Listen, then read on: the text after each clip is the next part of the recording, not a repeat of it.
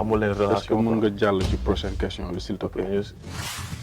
Wassare amateur jaajëf sama gars yi bonjour à toutes et à tous bienvenue yéen a ngi seen émission versus ak seen animateur Matmé Vidéo.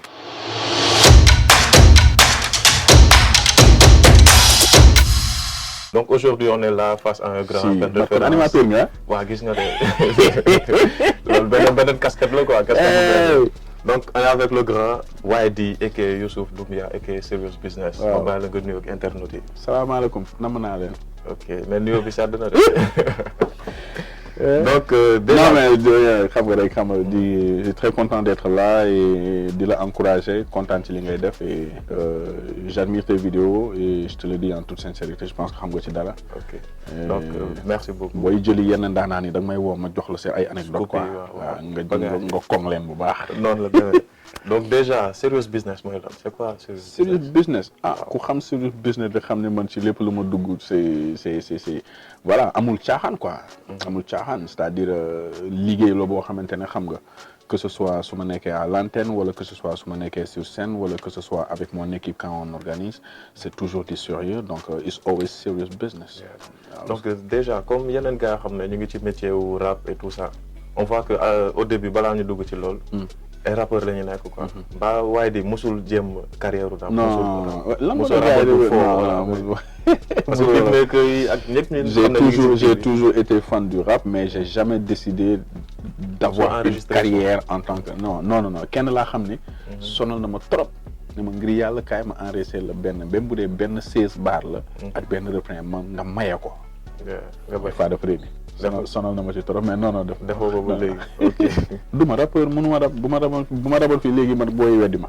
léegi mën nañ wax un peu ci ce passé parce que j'ai eu à entendre que da nga doon jamonoy xësal quoi. yaa ngi doon Sandaga di jaay ay CD et tout ça. si jaayal naa fi gars yu bëri. ok jaayal naa fi gars yu bëri. en fait c'était une période boo xamante ne quand j'étais ba ma nekkee British la woon. dama doon wàcc et l'après-midi xam nga et la boutique était là sama mère moo ko moomoon donc du coup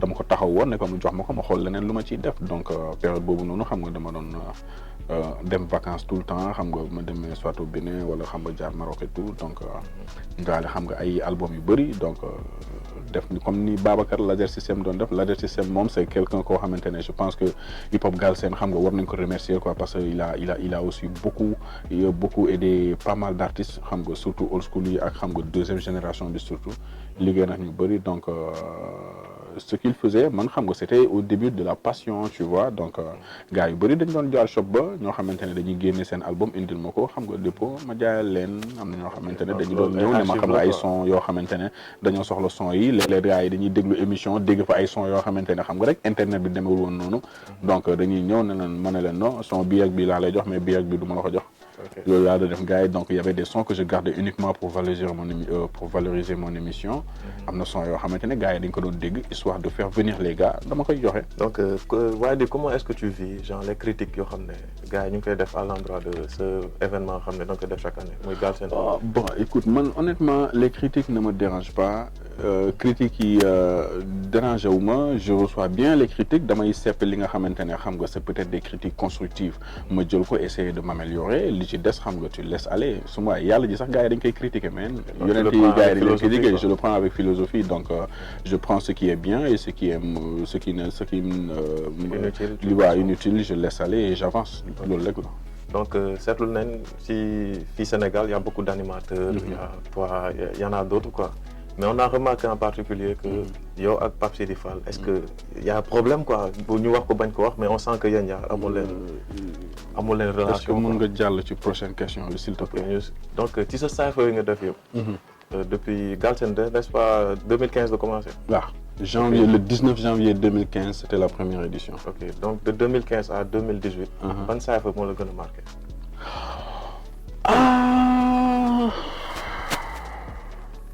L'action bi sori na de.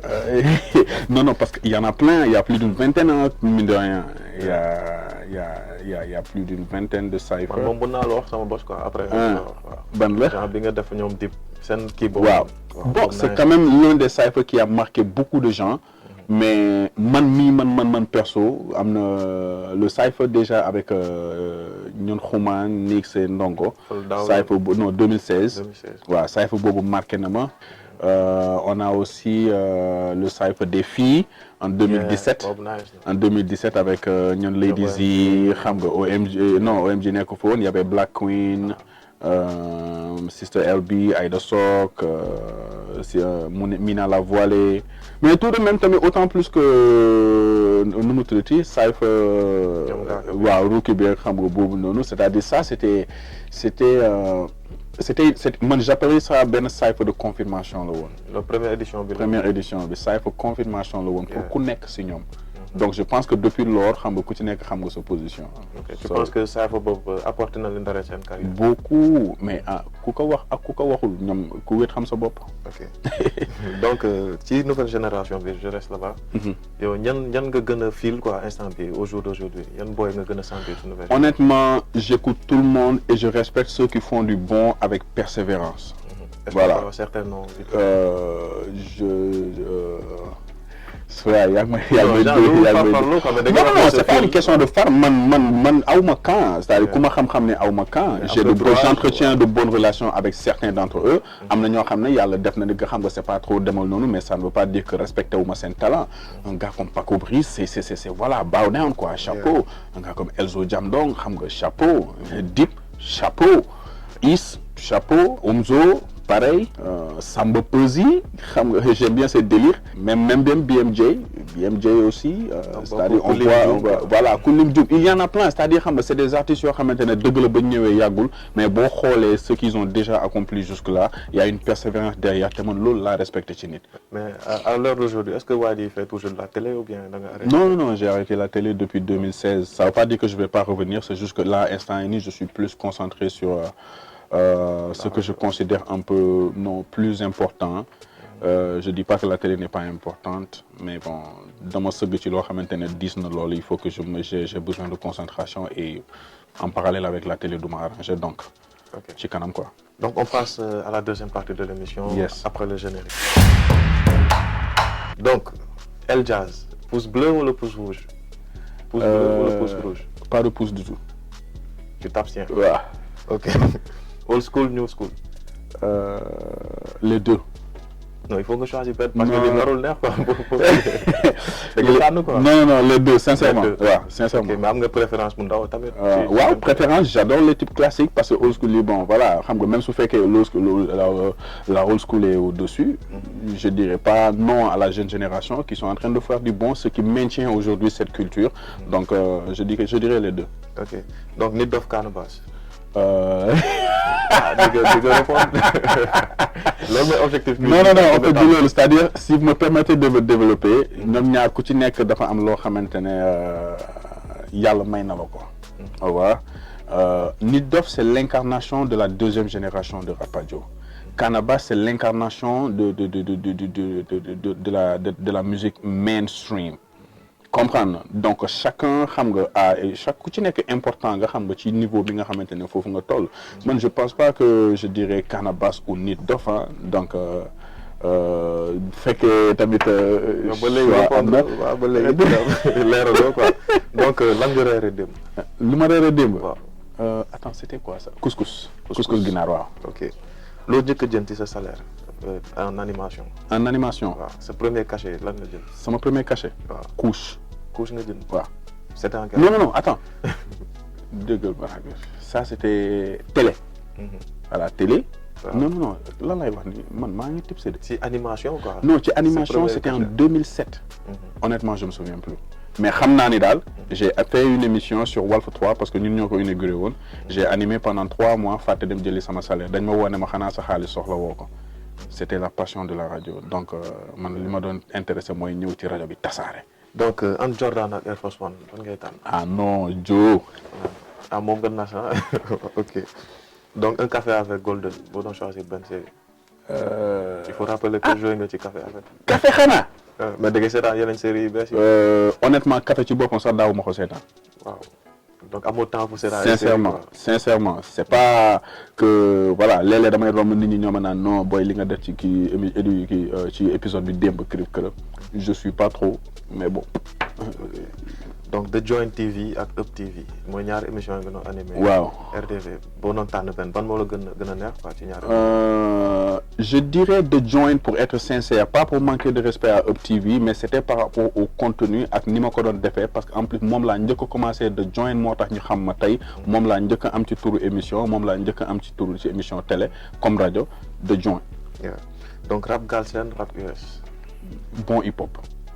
waaw US comme Galsen waaw non je te parle ñi ma xam dëgg xam nañ li ma leen di wax man fii la jóge wala fee la jóge je peux préférer par exemple un son ivoirien qu'un son Galsen préférer un son sud-africain qu'un son US man c'est le hip hop man ku ma xam-xam ne ci hip hop laay dox fii la jóge wala fee la jóge that's not my problem lijjantewu ma loolu donc entre Dakar ak New York ban ville moo la gën a non DK parce que saa yu ma demee su ma damay ñëw damay yàqati ñibbi si.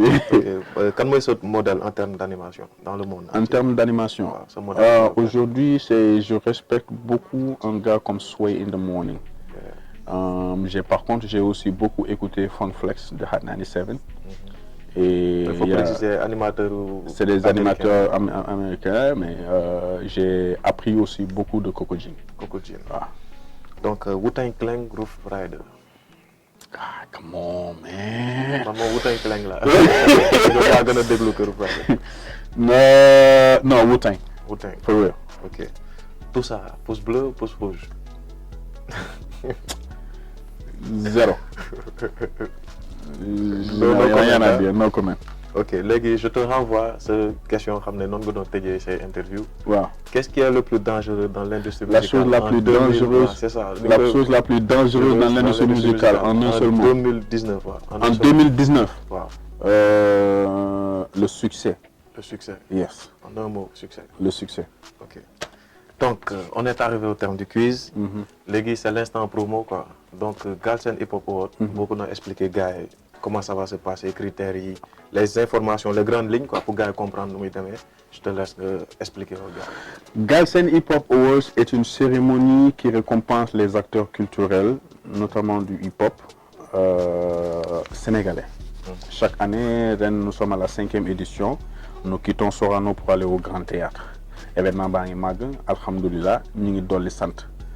Ça n'a pas été facile depuis le début parce que bon première édition bi personne n'y croyait artistes sponsors ak ñeneen ñu bëri il a fallu que j'investisse 10 mois de salaire pour mun a am li ñu amoon noonu ci première édition bi et du coup ça a pris forme aujourd'hui donc alhamdulillah c'est une cérémonie boo xamante ne bu ñëpp xoolee on a commencé avec 6 catégories. On est passé à 8 catégories à la 2e édition. 3e édition, on a fait 10 catégories. 10 yooyu la ñu maintenir ci 4e édition bi daaw ren on en a 11 donc chaque année ñuy xool nan la ñu mën a dollee affaire yi pour mu mën a yaatu pour que xam nga plus d'acteurs se sentent impliqués.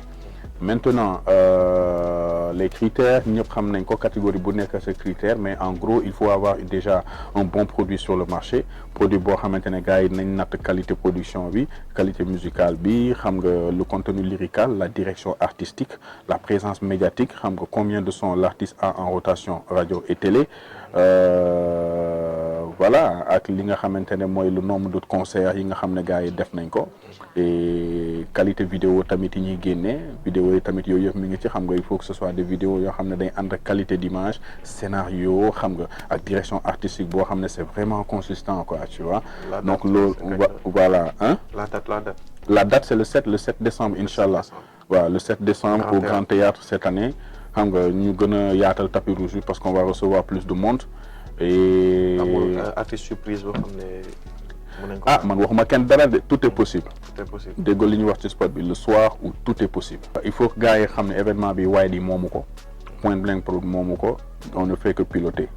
artistes yi ñoo ko moom public bee ko moom mélomane yee ko moom hip hop Galsen moo ko moom luñ ci def nag naka si du noonu wala li gars yi xalaat ne du noonu man loolu laay wax gars yi dañoo xalaat ne du noonu mais bu ñu xamee lan moo ñu tax a jóg bu ñu xamoon suñu critère bu ñu xamoon direction yi dinañu xam le pourquoi ñu def lii wala ñu pourquoi ñu def lee voilà fan yee gis nañu ay artistes yoo xamante ne xam nga ça dañ doon ñaxtu le fait que ils n'ont pas été contactés avant la sortie officielle des listes boo ñu xoolee première édition deuxième édition troisième ak quatrième yëpp chaque année présélection yi bu génnee on contacte tous les artistes par email xam nga yónnee leen ne leen lii ak nii lay demee ils connaissent le mécanisme du vote. Ça fait 4 ans on est jeune à 5 ans aujourd'hui xam nañ nu mu demee ñi ci jot a bokk yoo xam nañ comment ça se passe non ren il y a eu plus de nominations plus de présélectionnés en tout cas que n'importe quelle édition am na artistes yoo xam ne amuñu numéro de téléphone am na ñoo xam ne amuñu sax email mu ne pour informer kii bañ a bàyyi kële ma ne xaaral nag je vais faire une tournée radiophonique et expliquer à tout le monde que ren présélection bi on n'aura pas d'email donc sur 10 émissions radio bu fekkee yow en tant qu'artiste dégluwoo ci benn pour am information boobu